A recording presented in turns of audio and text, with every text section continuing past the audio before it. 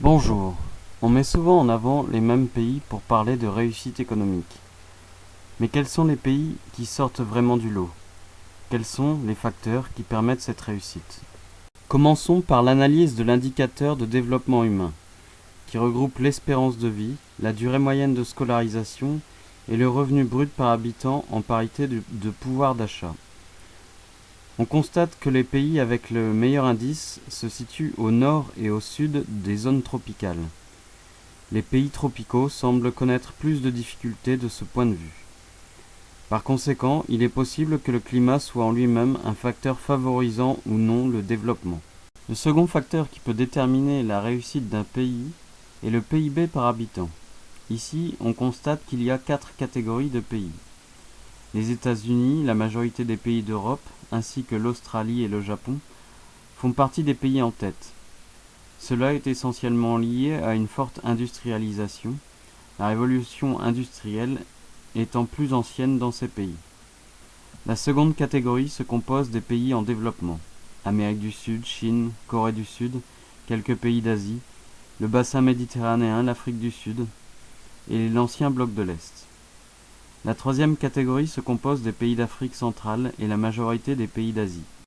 La quatrième catégorie se compose des pays producteurs de pétrole, qui ont des PIB par habitant très élevés comme le Qatar, Brunei, Koweït, ou les paradis fiscaux, Suisse, Luxembourg, Liechtenstein. Mais le PIB par habitant doit être nuancé, car selon le taux de chômage, la répartition de la richesse n'est pas la même.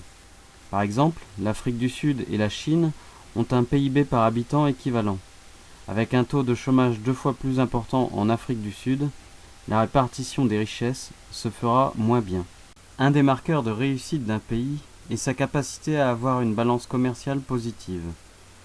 De ce point de vue, les pays développés et fortement dépendants aux matières premières ont des difficultés. Seuls l'Allemagne et le Japon tirent leur épingle du jeu, de par leur forte capacité à produire des biens manufacturés haut de gamme, donc à forte valeur ajoutée.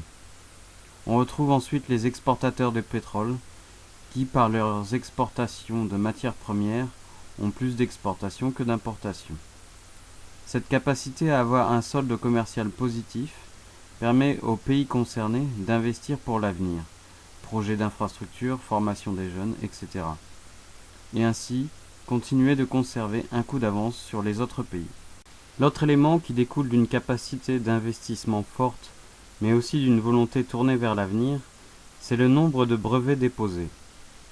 En effet, cette donnée permet de voir la capacité des pays à rester technologiquement performants à long terme et aussi à capter de la richesse par les royalties que cela peut générer. Ainsi, des pays comme le Japon, la Chine, les États-Unis et la Corée du Sud, ou encore l'Allemagne, peuvent être considérés comme des pays relevant le défi de l'avenir, et donc à fort potentiel de croissance à long terme. Le dernier point concerne l'évolution démographique. Sur ce point, un juste équilibre doit être trouvé, car si une démographie trop importante entraîne des déséquilibres économiques, une croissance démographique trop faible, voire négative, est un frein à la consommation et donc à la croissance économique, comme au Japon ou en Allemagne.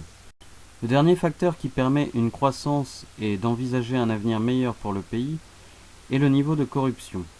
Si les pays nordiques s'illustrent par leur comportement vertueux, les pays du sud de l'Europe, comme l'Espagne ou la Grèce, font figure de mauvais élèves, d'où leur difficulté à se sortir de la crise actuelle qu'ils connaissent, car l'économie n'a pas le ressort nécessaire. Ainsi, on peut considérer qu'il existe 4 facteurs déterminants pour favoriser la prospérité d'un pays. Tout d'abord, sa capacité à avoir une balance commerciale positive et une démographie suffisamment forte pour stimuler la croissance. Cette création de richesses devra être réinvestie dans la recherche et le développement, permettant la création de brevets, gage de la croissance future. Et enfin, le pays ne devra pas être gangréné par la corruption, au risque de voir les efforts annihilés. Merci d'avoir suivi cette vidéo et n'hésitez pas à en découvrir d'autres sur notre chaîne Conseil, Finance et Patrimoine.